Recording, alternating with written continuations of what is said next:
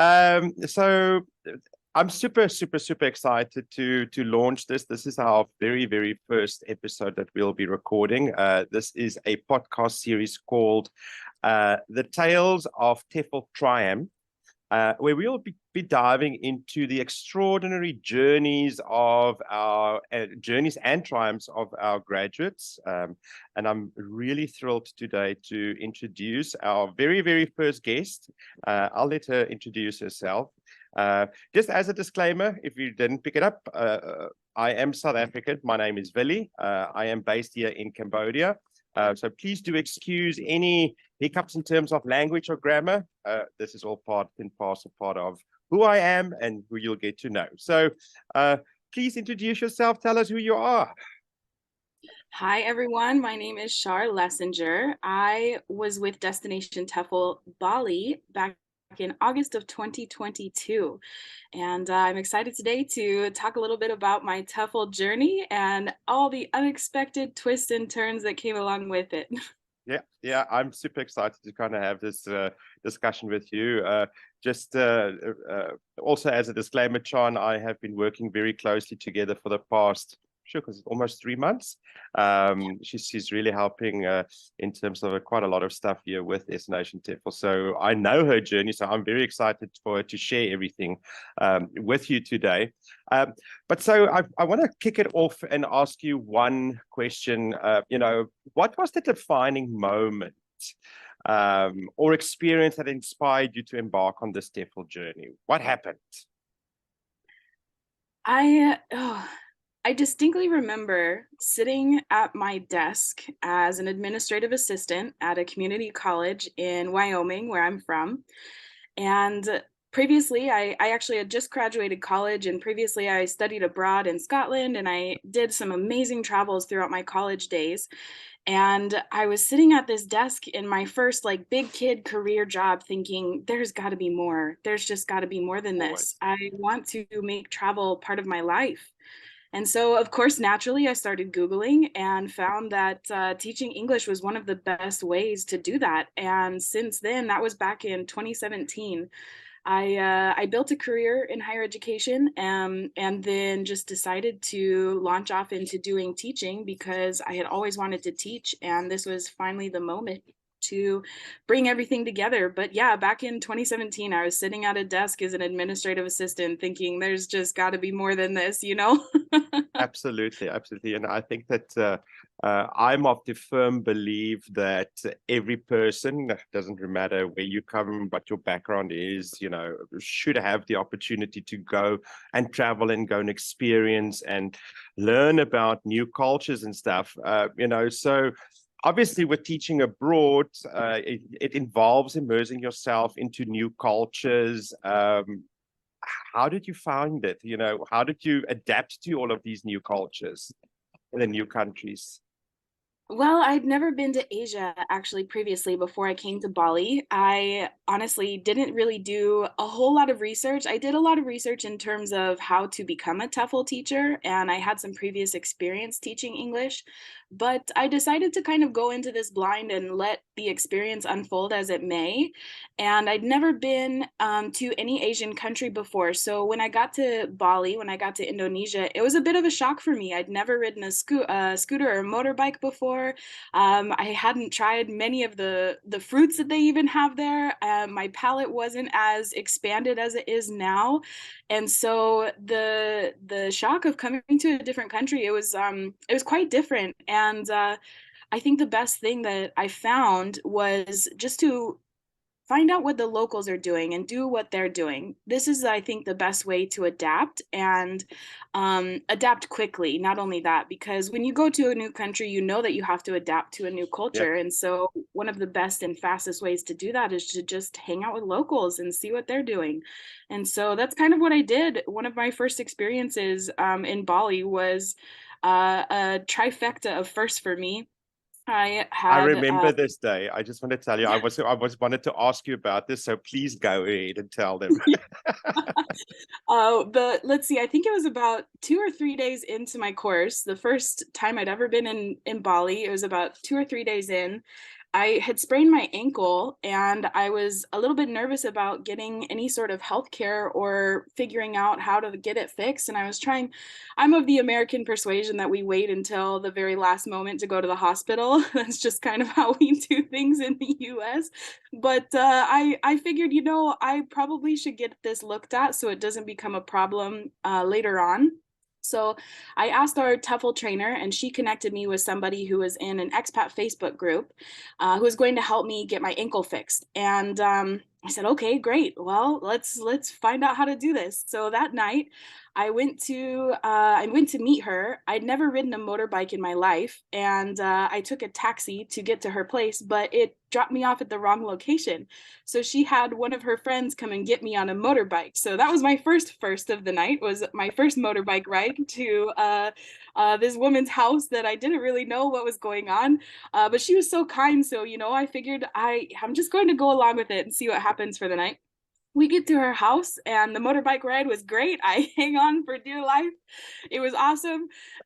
Great first motorbike ride ever. And then we get to her house and she had some durian for me to try. And again, this was the second first of the night. And so we sat and we hung out for a little while, as the typical Indonesian way. You just sit and hang out with each other for a little while before you go on to the next thing. So I had the opportunity to try durian, and unfortunately I didn't like it, but I was really happy that I had the opportunity to try it. And she was so kind, and she made sure that I was comfortable and just had a really good time. And she was really eager. Shout out to Kiki, that's her name.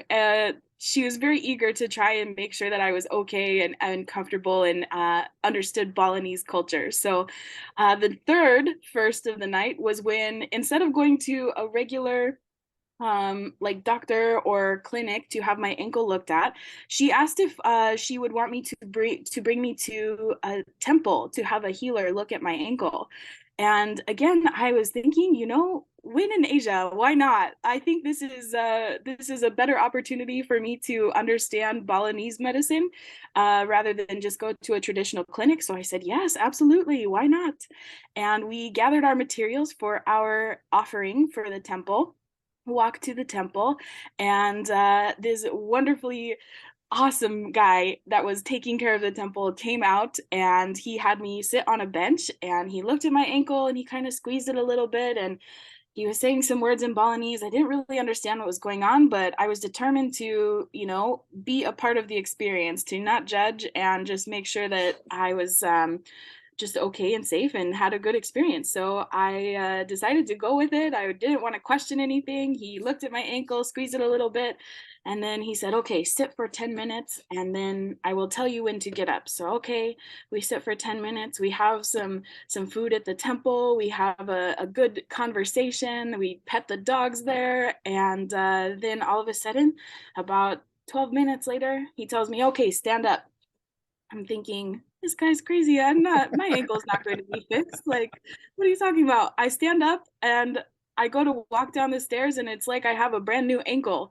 It was incredible. I don't know if it was because of the placebo effect or or what it was, but it was an incredible night that I had within my first 3 days in Bali. And after that, I just realized there's nothing that can go wrong after this. So I'm just going to immerse myself and do everything that I can to have a good time. And it was really an incredible day, a day full of, or a night full of firsts. I love it. I remember it clearly. And what I loved about you is just your spirit about it. You were just like, okay, well, let's do this, let's go, let's see what happens, and I think this is definitely one of my mottos, is always nothing ventured, nothing gained. Let's go and try it, see what happens, and then if it works, it works. If it doesn't, let's kind of move on a Mess little bit. around and find out. I also think and feel that experience in itself, it was most probably um, quite a big catalyst in the rest of what's kind of happened in terms of what with you and your experience that that you've had in Asia itself, and we'll talk about that a little bit later. So teaching abroad, how has it influenced your perspective on education, culture, and the world? Wow, it has had a great influence on my perspective of education throughout the world. I genuinely feel like I'm a teacher at heart, and so I view the world through a lens of education and through a lens of teaching, and how can I learn from others, and how can I interact with others so that they can learn from me also. And teaching abroad has really opened my eyes to the possibilities of teaching without having so many resources and having so many things set in stone ahead of time. I think in the U.S. we're very organized, and we're very strict on how things pan out, and test scores and everything like this. And granted, there are test scores and things like this that you have to do across Mm. Asia, but sometimes there's not resources for like teaching materials and things. So you really have to learn how to adapt and think on the fly.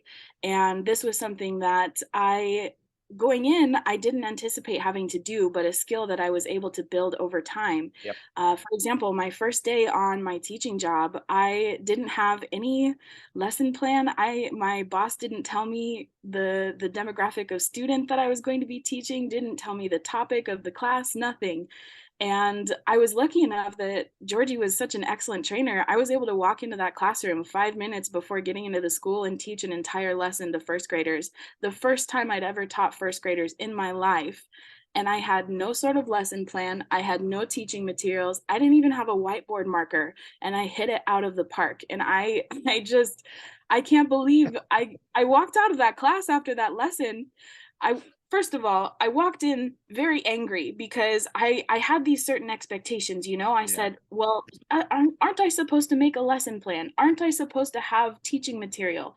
I walked into this lesson very angry because I felt like I wasn't prepared. Yeah. But then I walked out knowing that I'm invincible. I can really do this. I don't think I need Yeah. all of the things that I thought that I needed before in order to be a successful teacher. Yeah. And once you realize this, you can view education worldwide through this lens of adaptability and being able to teach at any location, anywhere, without having materials. And I think in a way that's almost um, more independent. It's you have the ability now to teach anywhere in the world without having, I don't want to call them crutches because they're very good Yeah. materials when you're able to use them, Yep. but without having to, I guess, rely on resources to be able to teach. Yep. Once you have that ability and you have the ability to adapt with on the fly without having to have materials or lesson plans, then you can truly teach anywhere in the world, Yep. in any classroom, in any location. And that is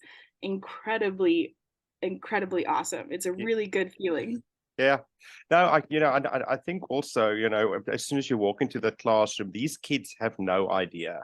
They don't know what lesson they're supposed to do, what is supposed to be in your lesson, and they are just so eager to learn something. And this is something that I've picked up here in Southeast Asia, is that the kids are just incredible. You walk in there and you kind of feel the warmth.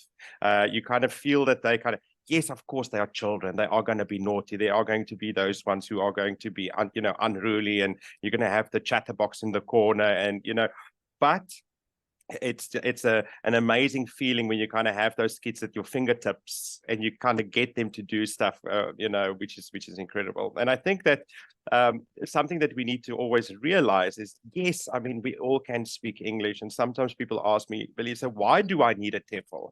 What is a TEFL really doing for me?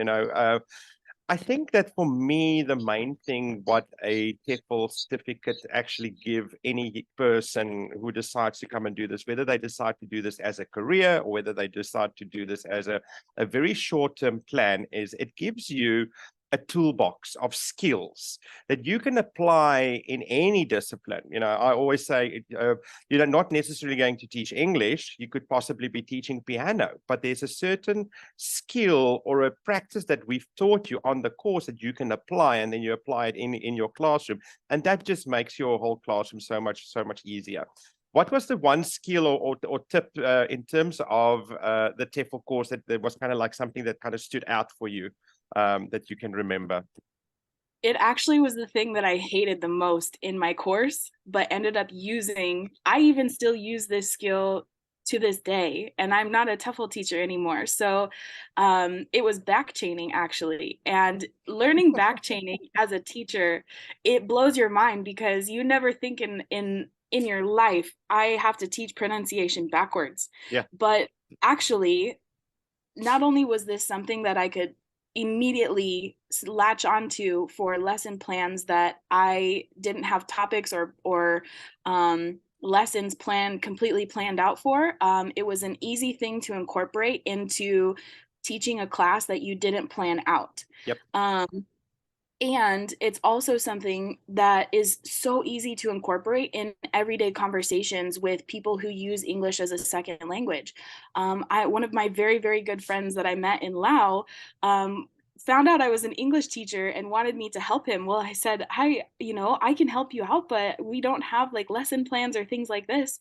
So every time we had a conversation and he maybe said a word that is English from his perspective, Yep. from his accent, but I had no idea what he was saying because of the way that he pronounced it. Yep.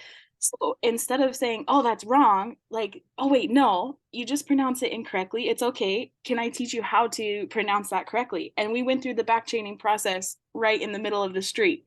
And so it is the coolest and most easiest tool Yep. to help people learn, especially after they find out that you're an English teacher. Because when you go and interact with people outside of the classroom, just in any country that you're in that doesn't use English as a first language, Yeah. they find out you're an English teacher and they think, "Oh, I can learn a lot from you." So what's that one thing that you can help them with? It's back chaining right off the bat that they will take value from and learn from. I love it. I love it. I love it. We always have a lot of fun with the back chaining, So just for those who wonder what back chaining is basically what we do is we take a word and we start from the back of the word and then we sound it out going forward. So for instance, let's say phone, maybe phone. So you will go own phone. That's kind of like the thing to kind of then create the word from the back, which is quite amazing. This is definitely something that our amazing course director or academic director, Kat, has kind of incorporated into our TEFL courses. We know there's not a lot of TEFL courses that actually do use this. It's generally kind of used at like a SALT or a Delta level, but we find it extremely helpful for all of our teachers itself. Even my students as low as first grade love doing this, and Yep. you can even make it into a whole game. It's really awesome. Yeah. Love it. So just something about pronunciation. I'm currently following a guy on YouTube. I don't know his name off by heart now.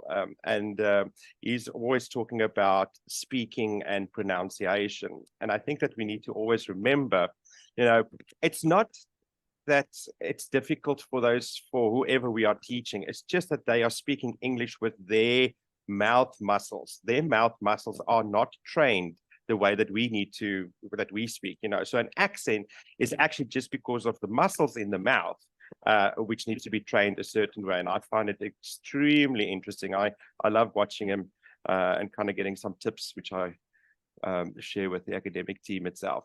All righty. So what advice would you give someone considering a TEFL certification and wanting to embark on this whole new teaching adventure?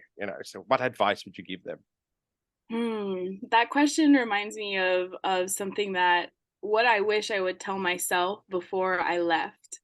And if I could go back in time and tell myself a piece of advice before I even left for Asia or for Indonesia, I would tell me to go with the flow, to let go of expectations, understand that you're going to learn something, but it may not be the way that you expect to learn it. And so it's important to let go of, I would say, 90% of your expectations and allow life and the course to unfold before you and take from it what you need.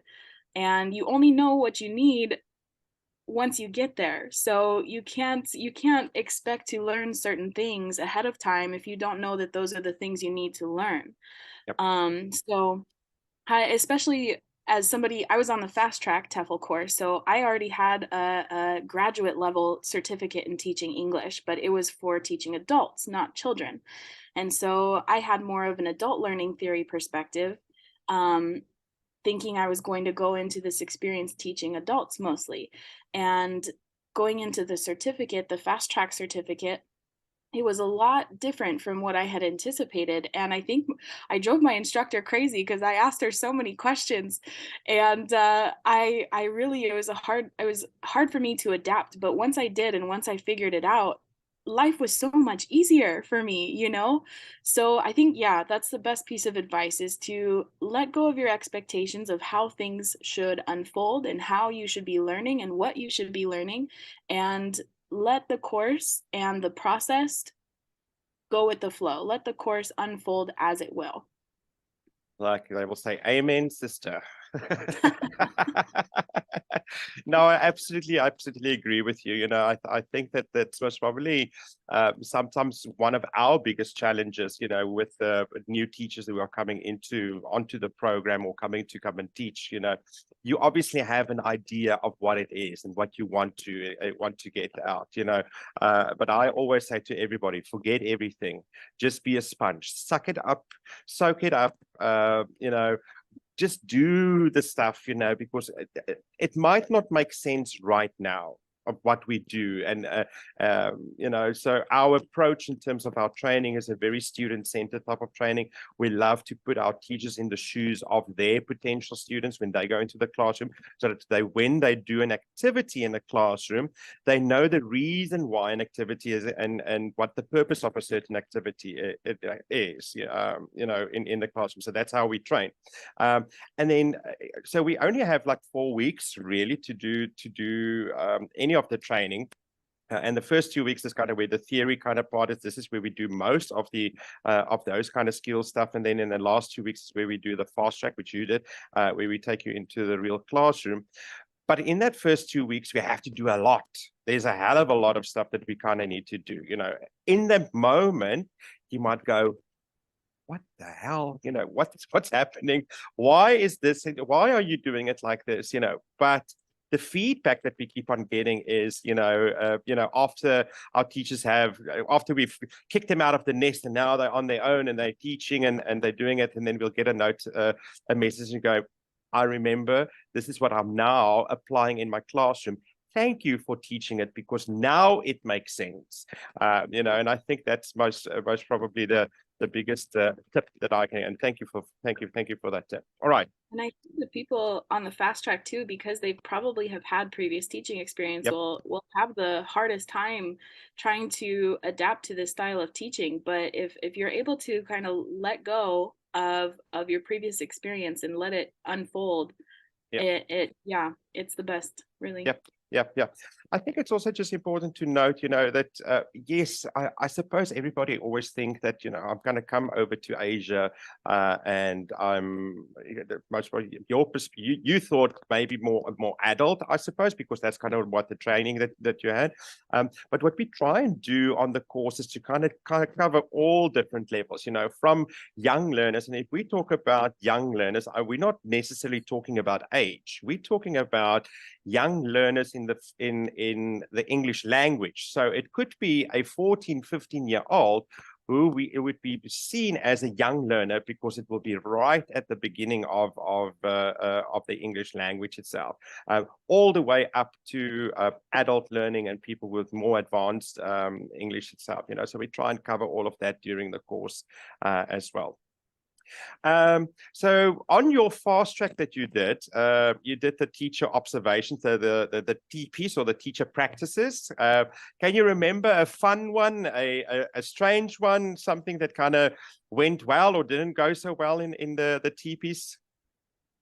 Yeah. Yeah, actually, it was my last lesson of the entire teacher practicums, and the feedback that I had received for my entire time in my practicums was stellar. And Georgie, my trainer, kept saying I was a natural born teacher. I'm doing great. Keep going. Every time I got feedback from her, I would incorporate it into the next lesson. I felt like I was on top of the world until I got to my last lesson.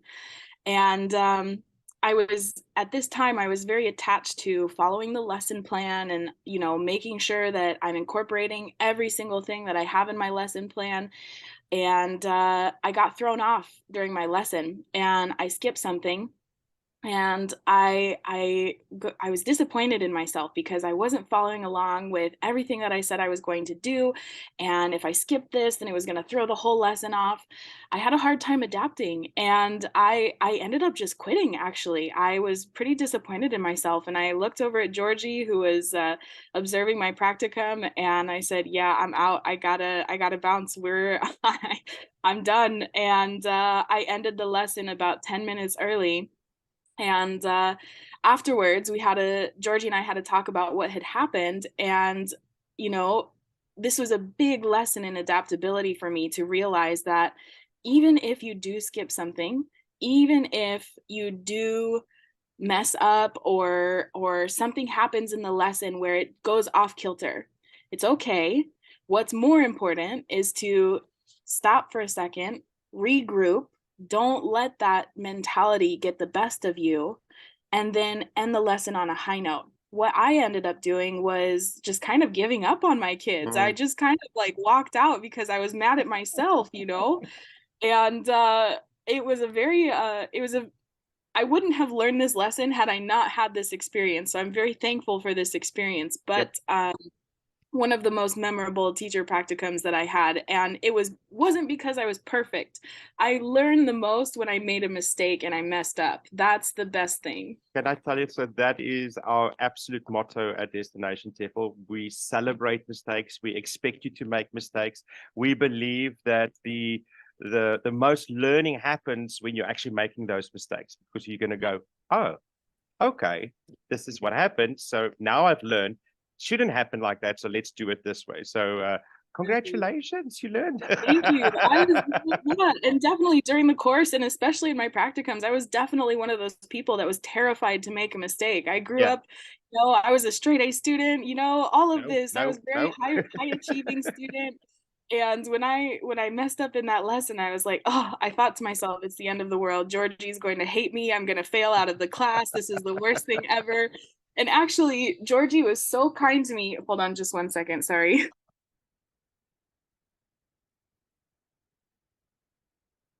There's a really strange cricket outside of my window or something that keeps happening. So, but anyways, Georgie was probably she handled this mistake that I made in the kindest way possible, and I am so thankful for her instruction and her expertise, because had I had an instructor that scolded me and told me that I was worthless, I would not have learned. I would have just beat myself up, and that is a big reason why I will sing this training course's praises and Georgie's praises until the cows come home, because it was just the best way to handle one of her trainees messing up. It really was. And I learned from it. So that's the most important I thing. think it's also a testament, in terms of being in education. We have to understand that the characteristics of a good trainer or a teacher or in education is to have that bit of empathy and sympathy and understanding, and being supportive and going, okay, well, you've messed up, so let's look at it and let's kind of try and fix it, because this is what you're going to do. It doesn't help. We're going to go, oh no, Char, this is what you did, and we're not winning any favors itself. All right, so we're digressing a little bit because we're actually talking about the triumphs of a TEFL teacher. I know that you taught a little bit while you were in Indonesia. Tell us about your adventure. Uh, So you arrived in Bali, you did the course, you did a bit of teaching, but then what happened? I took the first job I was offered. And this is another piece of advice I would give to those prospective TEFL teachers out there, is to sit on it a while, sit on the job. Don't be anxious to jump right into a job right away. Get a couple offers on your plate first and then see from there. For me, I was really anxious to start making money and to get going on the plan that I had dreamt of for, 5 years almost. And so I was very anxious and I let that get the best of me. But um, if I had to go back, I would kind of put it on the table, let other offers come, and then go from there. But instead, I took the first job offer that I got, and it was with a English language center in Jakarta.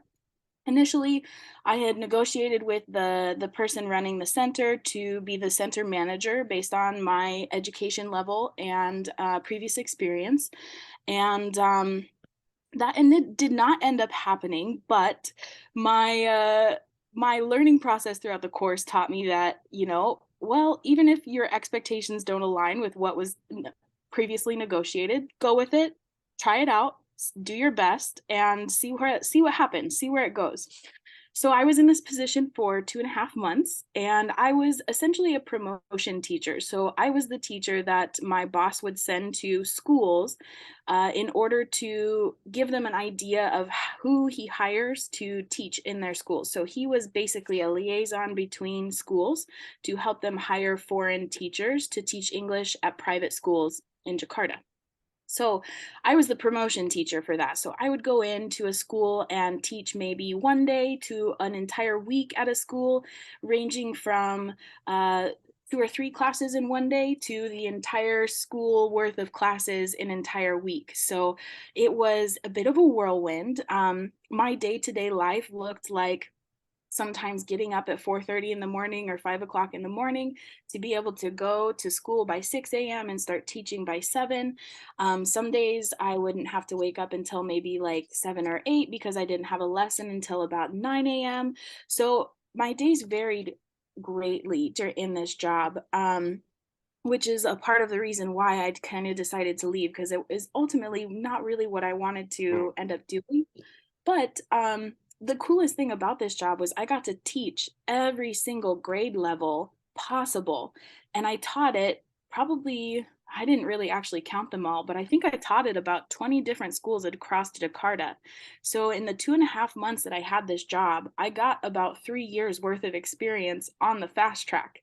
And I got to teach kindergartners at a private Muslim school. I got to teach high schoolers at a private Catholic academy all across Jakarta. And it was a very challenging, but also very rewarding job in the end, because it helped me overcome a lot of adversity in my life. And now I feel even more invincible than I ever have before. I feel like the world can throw me anything and I would take it with a smile on my face. I'm so really so happy to hear it, because yes, I know. I mean, it was a quite a tough 2.5 months. We've had several conversations during that time, just to support and stuff, So thank you for that. All right, now after teaching, where are you? What are you doing? Tell us what you've done. So, after those 2.5 whirlwind months, I took a bit of a break and kind of took some time to realize, what can I do now?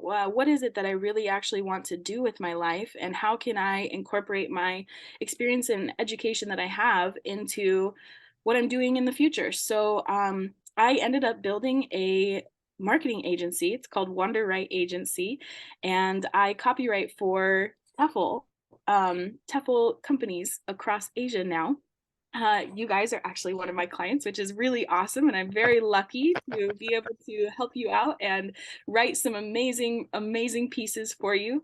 So, yeah, I'm doing copywriting now. I am a digital nomad. And again, I don't think I would have the courage or the audacity really to go into this line of work had it not been for the experience that I had in Indonesia. I don't think I would have the bravery before I had this experience. So this 2.5 months of teaching is really what gave me the gumption and the audacity to move into being a digital nomad and doing what I'm doing now. And since December, I've traveled through all of Southeast Asia: Vietnam, Laos, Cambodia, Thailand, Malaysia, Singapore. I've been to Philippines, I've been to Taiwan, Hong Kong. I'm currently in South Korea, and now I'm headed to Japan before I go home. So really, I never in a million years would have expected that this would have been the outcome of my journey when I first started. But I feel so fortunate because if I had not had that opportunity in Indonesia, I really would not be in South Korea right now. It's strange to say, but it's really funny how the universe has these plans for you that you don't really know what's going on until it happens, and then Yep. it does, and you just got to go with it. So Yeah. that's what we're I doing. just want to tell you that the bravery, you were brave. You decided that first to that Indonesia, you know, so that was already activated then. So I'm so proud of you. Um, Last two questions.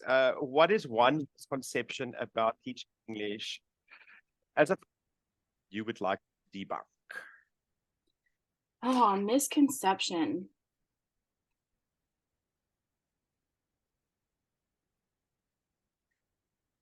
I think that goes back to what I was talking about at the beginning of the episode about thinking that you have to have all your ducks in a row in order to be successful. You really don't. You through this course and through the course I took, even though it was the fast track course, I was equipped with so many tools and so many resources in my toolbox to be able to teach a lesson right off the bat.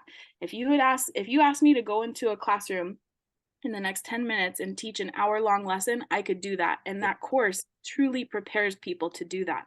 So the misconception that you have to have all your ducks in a row, you have to have amazing resources, you have to have all of your entire 10-minute increments planned out for every single lesson, meticulously planned out, and your lesson plan printed out on a piece of paper ready to go ahead of time. This is what you do in your teacher practicums, but you do this so that you're able to let go of it once you actually get into a job. And it's important to let that go and not be super attached to it so that you can adapt easier and you can adapt quicker. So definitely misconception is that you have to have all your ducks in a row. You don't.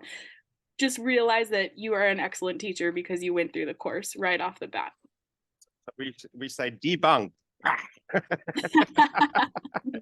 a gavel. Okay, and then lastly, could you sum up your TEFL journey for me in one sentence? One sentence. Yeah. What a wild ride. That's the Char, one. thank you so much. I love this. It was so nice to have this conversation with you. I hope that the listeners would enjoy listening to this. Yeah, we thank you. Any last parting words you want to tell them or say or share? Have fun. Yeah. Don't take it so seriously that you forget to have fun in the process. Go out and experience everything that your center and the surrounding area has to offer. Eat the good food, hang out with locals, learn some of the language, and you can't go wrong. You really can't. It's good. Thank you so much for having me, Lily. Terima kasih.